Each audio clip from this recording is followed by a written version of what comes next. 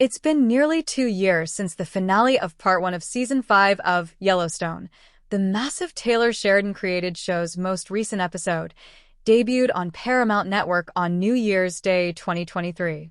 Chances are, you've forgotten about some of the intricacies of the Dutton family feuds and overall chaos that fuels Yellowstone, but never fear. Here is a refresher of the events that transpired in that finale, context on the behind-the-scenes events that led to Kevin Costner's departure from the show, and information about the future of the series. When we last left our cowboys. During the first half of the season, audiences learned more about Rip Kohlhauser and his early days at Yellowstone.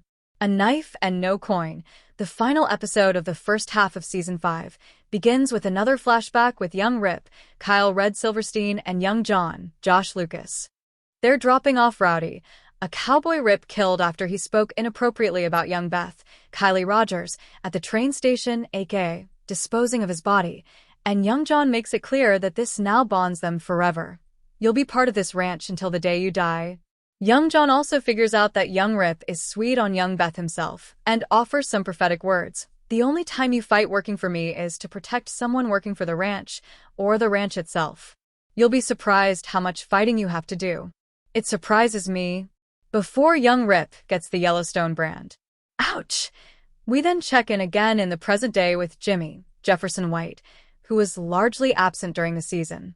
Living at the 6666 with his girlfriend Emily, Catherine Kelly, he has gotten a serious glow-up, dressing snazzy to break horses, while also making time to canoodle with Emily after she's done with her veterinarian duties.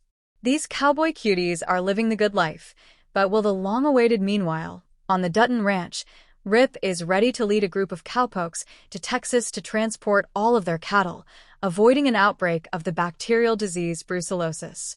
Beth, Kelly Riley, gives an emotional goodbye to Rip, but also says she's flying out in a week to see him, so they'll be fine. She's rich, and will just take a private jet out whenever, I'm sure.